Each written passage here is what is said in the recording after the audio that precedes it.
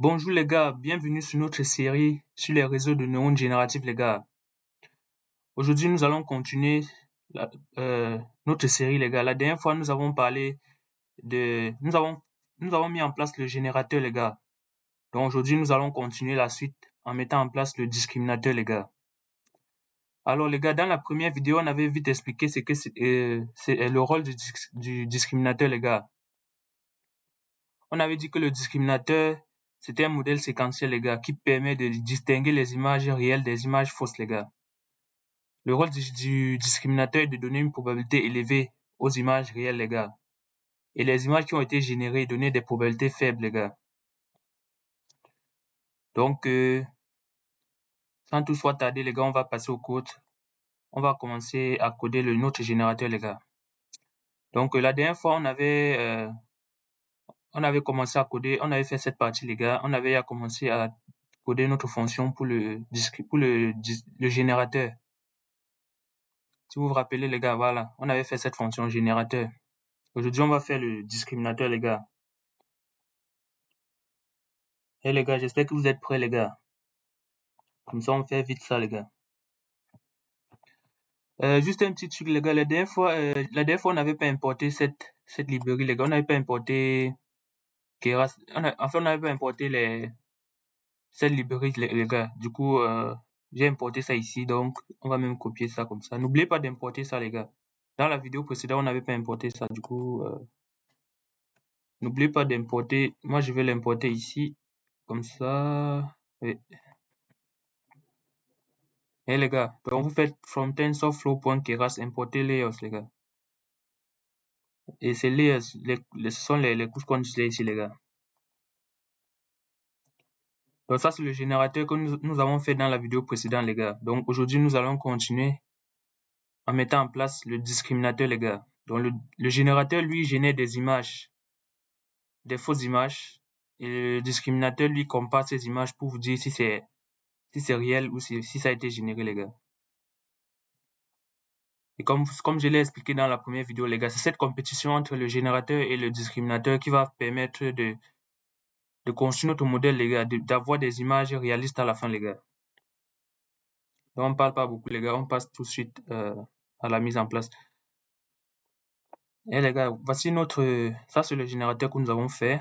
Donc aujourd'hui, nous allons construire notre discriminateur, les gars. Donc, on peut mettre là.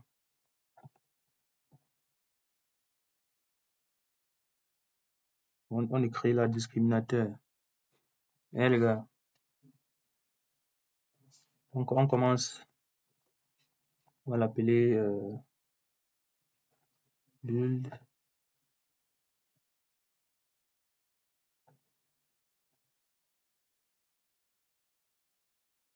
Et les gars, on va construire ça vite fait, les gars.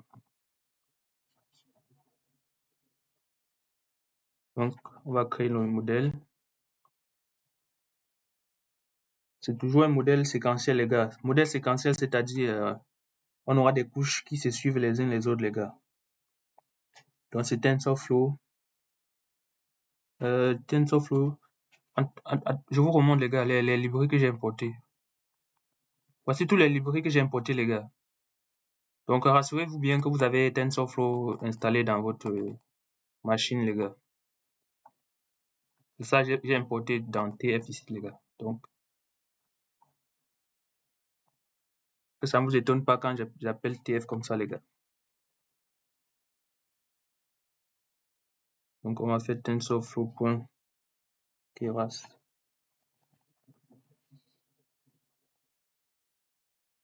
Donc, on importe séquentiel.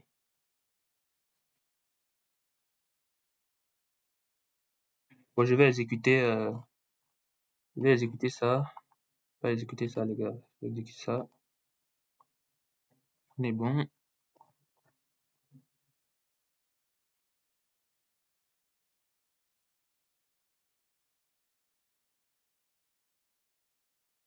Séquentiel comme ça. Séquentiel, je crois. Comme ça, les gars. Voilà, les gars. On est bon. C'est ici qu'on va passer on va mettre en place notre réseau de neurones, les gars. Et comme je vous dis, pour le discriminateur, les gars, on va juste faire un réseau de neurones convolutifs, les gars. Donc, on va faire un CNN qui va permettre de classifier les images, les gars. Donc, quand une image arrive, il va décider si cette image a été générée ou bien c'est une image réelle, les gars. Donc, on va mettre en place notre réseau de neurones, les gars. Première couche. Donc, on va mettre en place un réseau de neurones convolutifs, les gars. Donc, une première couche convolutive. Conv 2D, les gars.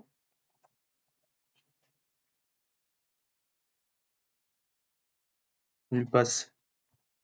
Bien sûr, on lui passe 64 filtres. Donc, il va utiliser 64 filtres de taille 5.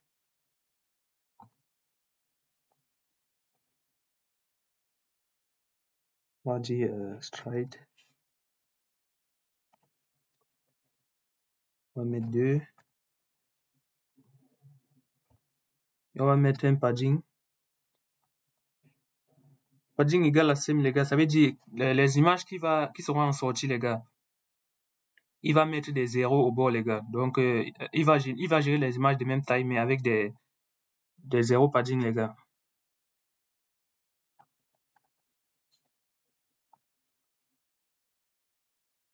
Et les gars, parce que pour appliquer les filtres sur l'image, les gars, si vous savez bien, quand on va appliquer un filtre sur une image, par exemple, le premier pixel ici, si notre filtre est de taille 5x5, les gars, vous voyez qu'il y aura le filtre va déborder notre image. Vous voyez, les gars, c'est là où le padding intervient, les gars. Donc, on veut des images de même taille. Same ici, les gars. Donc, il va mettre des zéros sur les bords, les gars. Maintenant, ici, on lui passe notre input shape. Et input shape comme ça.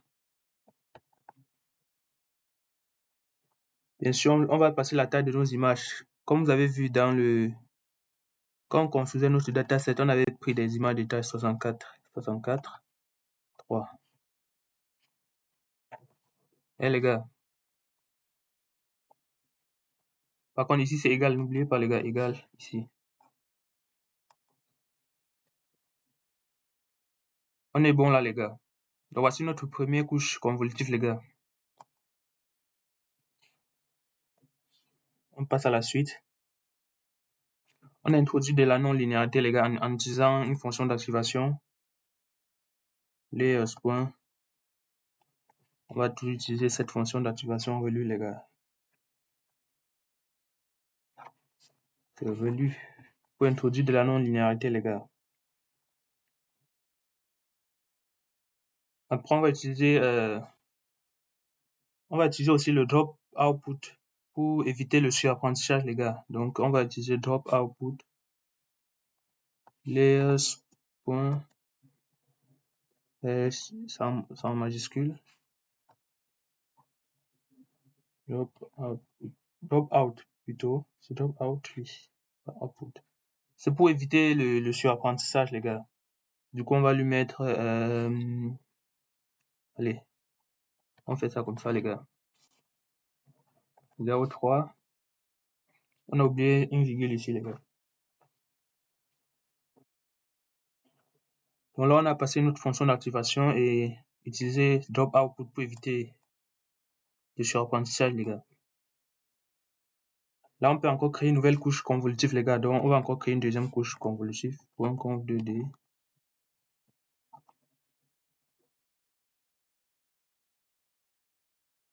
Maintenant, cette fois-ci, on va lui passer 128 filtres.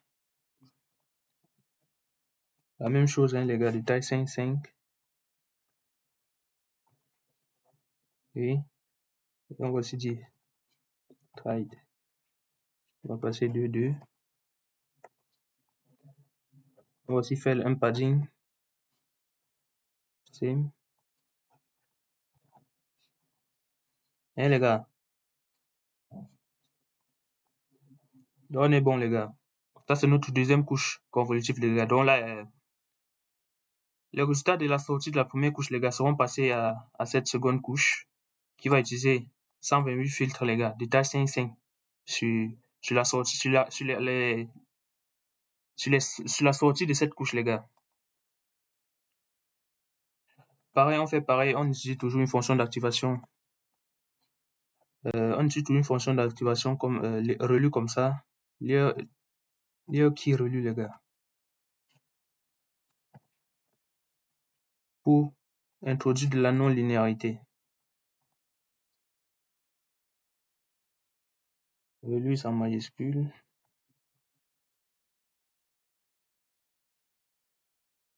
Les gars, aussi pour éviter le surapprentissage, on fait pareil. Drop out.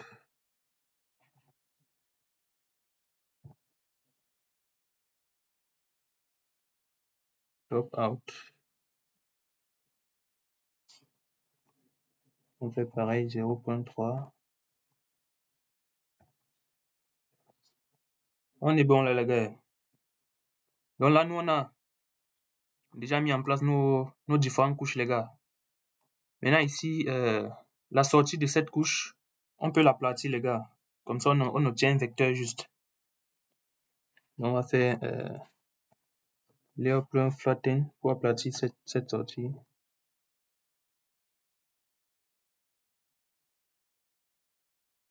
Comme ça.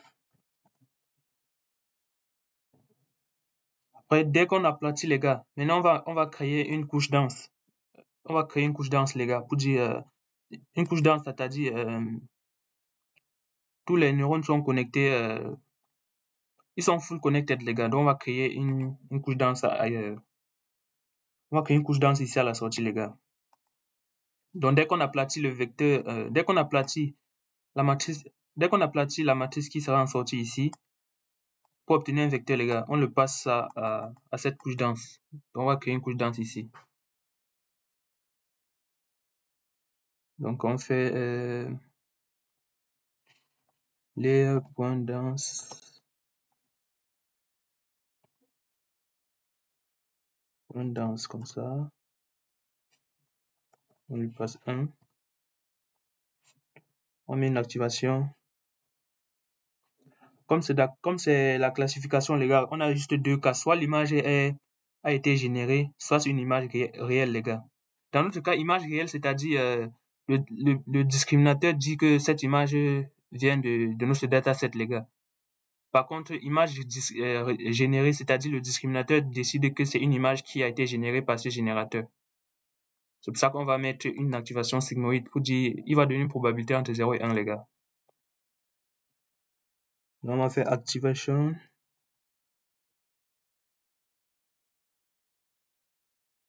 C'est activation. Non. Comme ça, on met sigmoïde. Sigmoïde. Les gars, là on est bon, les gars. Là, je crois qu'on est bon. Là, pour dire, en sortie, maintenant on a juste deux valeurs, les gars. En sortie, soit c'est une image qui a été générée, soit c'est une image réelle. Les gars, donc là, on peut retourner notre modèle. Retourne modèle. Les gars, là, on est bon. Par contre, il me donne une petite erreur ici. On vérifie vite fait. Pourquoi il met l'erreur? Parenthèse, not close. On est bon. On est bon. Pourquoi il met l'erreur?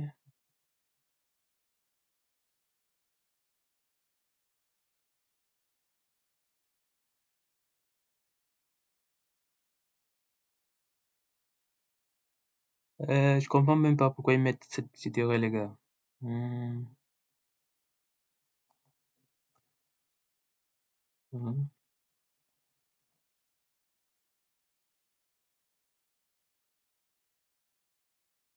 On sélectionne ça.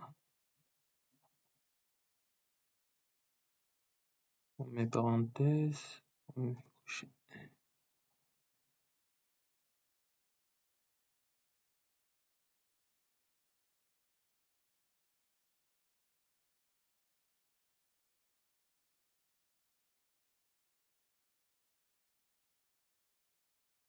Est-ce que vous voyez pourquoi il met cette erreur, les gars?